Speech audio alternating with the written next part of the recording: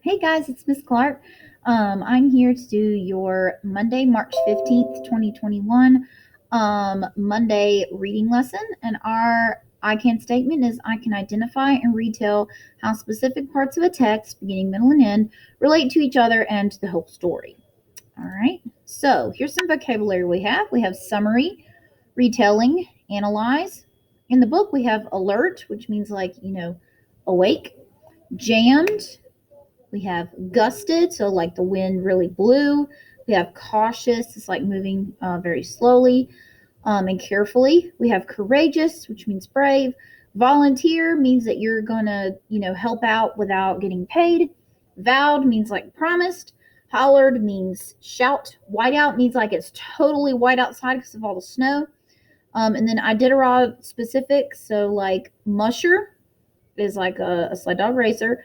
Harness is something that goes around the dogs, and breakout means to get out of the way. All right, so I want you to think about what we've read about the Iditarod, and what you've learned so far. Okay, so think about that for a second, and then I'm going to read the book, showing you guys how this text is in a diary structure. So, like how it's a diary, and you're going to listen and record information about the beginning, middle, and end. Okay. All right. So let's look at our getting the Evo set up.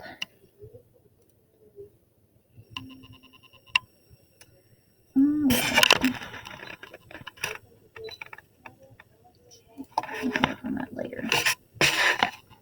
Okay, so our book is called A Kayak, I guess, and it says A Tale from the Iditarod. All right.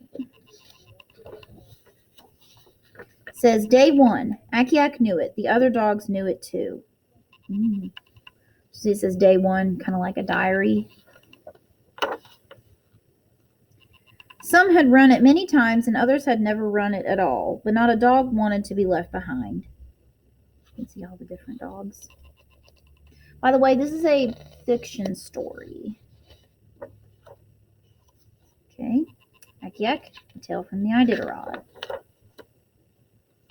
It was Iditarod race day. 1,151 miles of wind, snow, and rugged trail lay ahead from Anchorage to Nome. Akiak had led the team through several races and knew the trail better than any dog. She had brought them in fifth, third, and second, but had never won. She was 10 years old now. This was her last chance. Now they must win.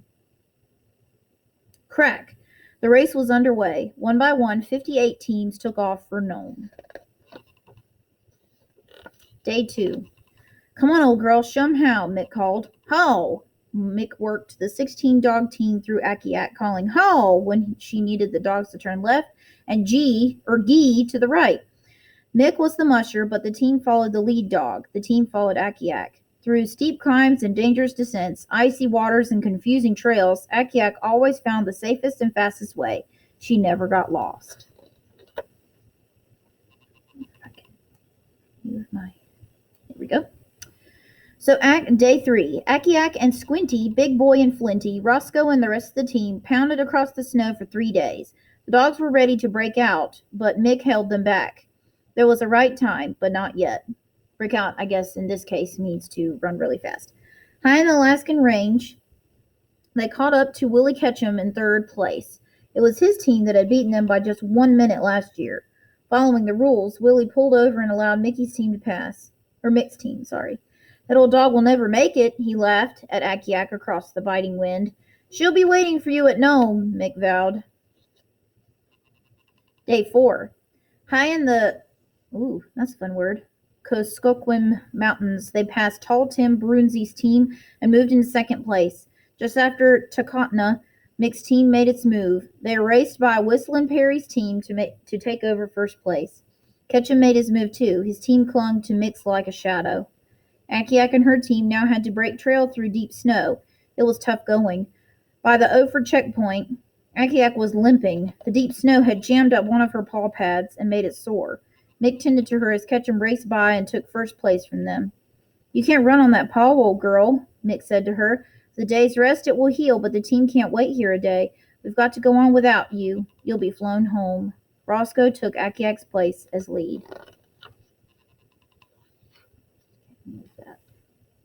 Day 5. By morning, most of the other dog teams had passed through the Ophir checkpoint. The wind was building, and the pilot was in a hurry to leave. Akiak tore at the leash as the volunteer brought her to the airplane. Get that dog in, the pilot hollered. I want to get out of here before the storm hits. Akiak jumped up and pulled and snapped. All she wanted was to get back on the trail, to run, to win. Then all at once, the wind gusted, the plane shifted, and Akiak twisted out of the handler's grip. By the time they turned around, she was gone. Day 6. Akiak ran while the storm became a blizzard. She knew that Mick and the team were somewhere ahead of her. The wind took away the scent and the snow took away the trail, but she still knew the way. She ran and she ran until the blizzard became a whiteout. Remember, whiteout means really, really cold and white. Then she could run no more. While Mick and the team took refuge in Galena, several hours ahead, Akiak burrowed into a snowdrift to wait out the storm. In the morning, the mound of snow came alive, and out pushed Akiak. Day 7. Word had gone out that Akiak was loose. Trail volunteers knew that. An experienced lead dog would stick to the trail. They knew that she'd have to come through Unalakleet. She did. 6 hours after Mick and the team had left, Akiak padded softly, cautiously into the checkpoint. Her ears alert, her wet nose sniffed the air.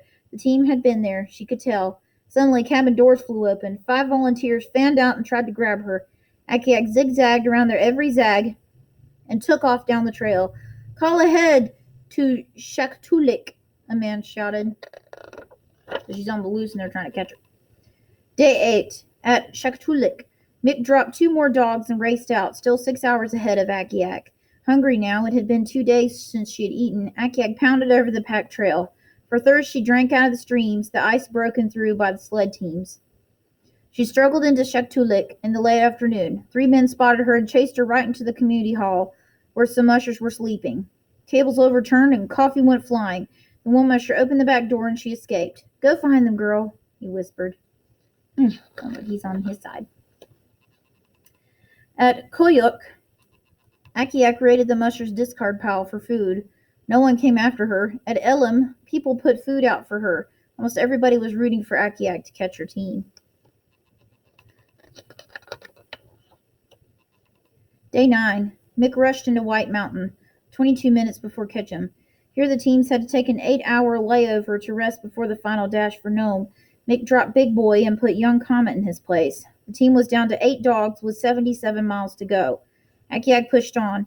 When her team left White Mountain at 6 p.m., Akiak was running through Golovin, just 2 hours behind. A crowd lined the trail to watch her run through the town. Wow, that's crazy. Day 10. Screaming winds threw bitter cold at the team as they fought their way along the coast. Then halfway to the checkpoint, called Safety, they came upon a maze of snowmobile tracks. The lead dogs lost the trail. Mick squinted through the snow, looking for a sign. There, going right, she recognized Ketchum's trail. Gee, she called. Gee, go right. But the dogs wouldn't go. They wandered about, tangling up the lines. Mick straightened them out and worked the team up the hill. At the top they stopped short. Something was blocking the trail. Akiak, Mick called. She ran to her usual spot at the harness, waiting to be hooked in. Hold on, did I skip a page? Nope, I did not. Sorry, old girl, Mick hugged her. Rules say I can't put you back in harness. Get in the sled. But instead, Akiak circled the lead dogs, pushing them and barking. What is it, girl? Mick asked. Akiak ran back down the hill. Mick laughed. Ketchum's team had taken the wrong trail. She turned her team around and rushed them down to Akiak, who jumped into the sled. Take us to Nome, Mick called to her. Mick first heard the noise a mile outside of Nome. At first she wasn't sure what it was. It grew so loud that she couldn't hear the dogs. It was a roar or a rumble. She was so tired after 10 days of mushing she couldn't tell which. Then she saw the crowd and she heard their cheers. People had come from everywhere to see the courageous dog that had run up the Iditarod trail alone. As sure as if she had been in the lead position, Akiak won the Iditarod race. Nothing was going to stop this dog from winning, Mick told the crowd. Akiak knew it. The other dogs knew it too. And that's the end. So it's got an author's note. I'm sure I stop at each sign of the checkpoint. It says the musher must finish the race with at least 5 dogs.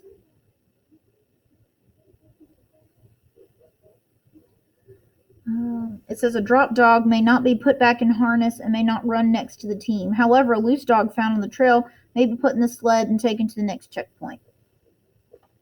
So it's pretty cool. So actually, Robert Blake is the one. I think he wrote the book and he did the illustrations too. So he did a really cool job. All right, so now what you're going to do is you're going to record the beginning, middle, and end of the story. So y'all have done that pretty fair amount of times. So I figured y'all wouldn't really need help for that. And you're going to go ahead and fill that in. And if you want to, if you have time, you can take your notebook paper and write about the beginning, middle, and end of the story and tell how specific parts of the text relate to each other and the whole story. All right, so your beginning, middle, and end chart is what you're working on next. And I hope you guys have a great day, and I will see you in my next video. Bye!